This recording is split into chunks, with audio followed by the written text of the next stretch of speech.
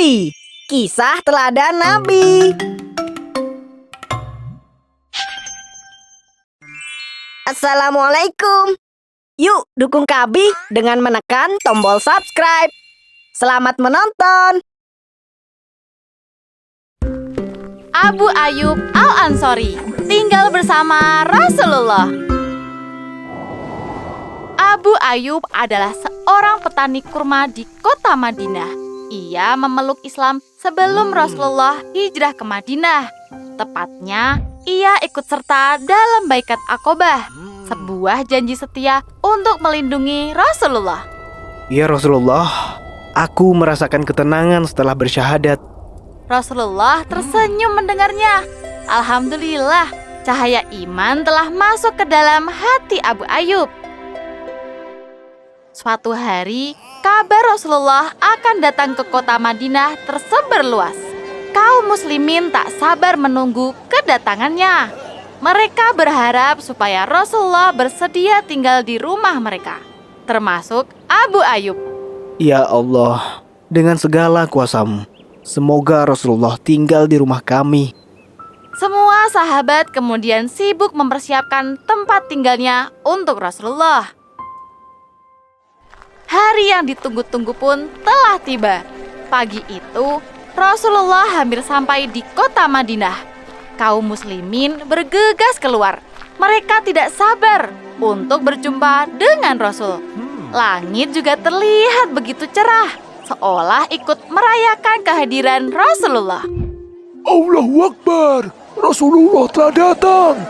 Selamat datang, wahai rembulan kami. Beberapa saat kemudian Rasulullah masuki gerbang. Semua orang langsung berlari menyambutnya. Selamat datang, wahai pelindung kami. Begitulah kehadiran Rasulullah memberikan kebahagiaan bagi penduduk Madinah. Tiba-tiba, salah seorang dari Bani Salim bin Auf berkata, Wahai Nabi Allah, tinggallah bersama kami. Kami memiliki jumlah orang dan perbekalan yang sangat banyak. Kami siap melindungi Anda setiap hari. Kami juga memiliki peralatan perang yang lengkap. tak mau kalah, semua orang lantas bersahut-sahutan.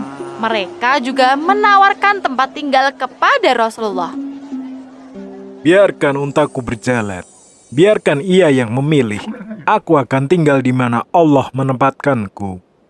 Seketika itu juga semua orang bingung. Namun, tidak ada satupun yang mempertanyakan keputusan Rasul. Kiswa, unta Rasulullah mulai berjalan. Ia mengelilingi setiap jalan di kota Madinah, mulai dari perkampungan Bani Bayadah, Bani Sa'idah, Bani Al-Harits bin Al-Khazraj, dan terakhir adalah Bani An-Najjar. Selama Kiswa beristirahat di Bani An-Najjar, Rasulullah berdoa, Ya Allah, pilihkan rumah untukku. Kiswa kemudian kembali memutari kota dan berhenti lagi di tempat yang sama. Kiswa berkeliling sebanyak 3 kali. Dan sebanyak 3 kali itu pula, dia berhenti di satu tempat yang sama, yaitu rumah Abu Ayyub. Rasulullah lantas mengumumkan bahwa beliau akan tinggal di rumah itu. Alhamdulillah, Allah mengabulkan doaku. Ia dan istrinya sangat bergembira karena mendapat kesempatan terbaik untuk tinggal bersama Rasulullah.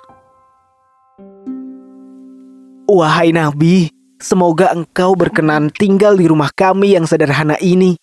Mari, saya tambatkan unta Anda terlebih dahulu. Rasulullah turun, lalu menyerahkan tali kekang unta kepada Abu Ayyub.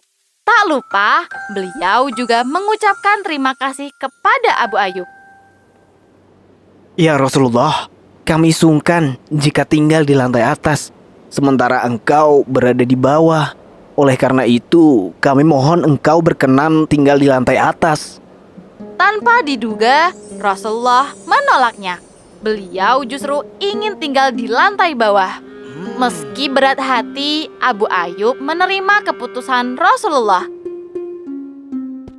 Abu Ayyub dan istrinya menghuni lantai atas yang tidak memiliki sekat-sekat kamar. dan hanya beralaskan tikar. Ketika melihat istrinya hendak tidur di tengah ruangan, Abu Ayyub berkata, Istriku, jangan tidur di tengah ruangan. Kita tidur di dekat dinding saja. Aku takut jika kita tidur di tengah, kita menjadi penghalang antara Rasul dan wahyu dari Allah. Baiklah. Meski berulang kali memejamkan mata, mereka tetap tidak bisa tidur.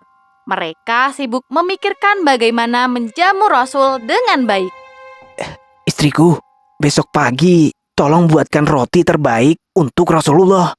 Aku juga akan melengkapi bahan makanan kita. Jika sewaktu-waktu Rasulullah lapar, kita bisa membuatkan makanan dengan cepat. Pagi-pagi buta, Abu Ayyub dan istrinya telah mempersiapkan segala kebutuhan Rasulullah. Mereka masak air supaya Rasul bisa cuci muka dengan nyaman. Mereka juga memasak banyak makanan supaya Rasul bisa memilihnya dan berbagai pekerjaan lainnya. Setelah sarapan, Abu Ayyub mengadukan kekhawatirannya tadi malam. Wahai Nabi, kami takut menjadi penghalang antara engkau dan wahyu dari Allah jika kami tidur di lantai atas. Tenang saja, jika ada wahyu, Jibril langsung menyampaikannya kepadaku, Abu Ayyub. Aku memilih lantai bawah supaya lebih leluasa menerima tamu. Baik ya Rasulullah. Lagi-lagi, Abu Ayyub tidak bisa tidur pada malam hari. Ia masih sungkan tidur di atas Rasulullah.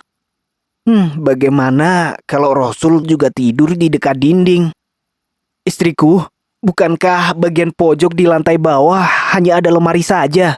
Berarti Rasulullah tidak akan tidur di sana. Lebih baik kita tidur di pojok kamar saja. Baiklah.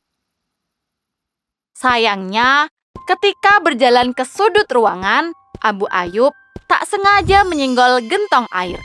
Air tumpah ruah dan membasahi lantai. Istri Abu Ayyub mengelap tumpahan air menggunakan sebuah kain.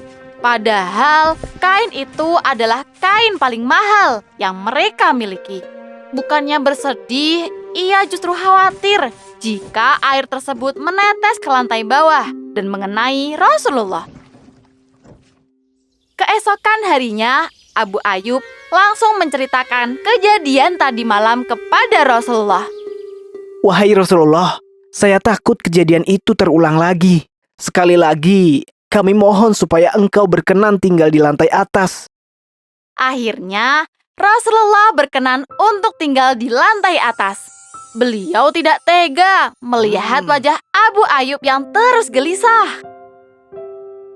Pembangunan rumah Rasulullah menghabiskan waktu selama 7 bulan. Selama itu pula beliau tinggal di rumah Abu Ayyub. Setiap hari Abu Ayyub dan istrinya selalu melayani Rasul dengan baik. Rasulullah pun senang dengan perlakuan mereka.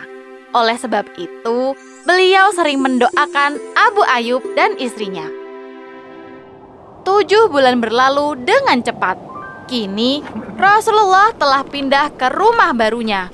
Beliau meninggalkan rumah Abu Ayyub beserta sang pemilik rumah. Abu Ayyub dan istrinya merasa bersyukur bisa melayani Rasulullah meskipun hanya sebentar. Sebuah keberuntungan luar biasa yang tidak didapat oleh sahabat manapun. Alhamdulillah.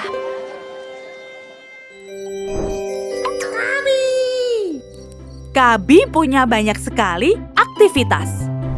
Mendengarkan kisah 25 nabi dan para sahabat lewat interaktif book, membaca kisah inspirasi muslim lainnya lewat picture book, dan juga belajar sambil bermain.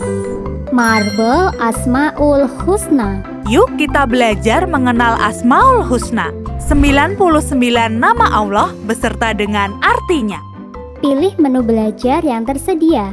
Ar-Rahman, Ar-Rahim, Al-Malik, Al-Quddus. Belajar mode tabel. Al-Qadir, Al-Muqtadir, Al-Muqaddim.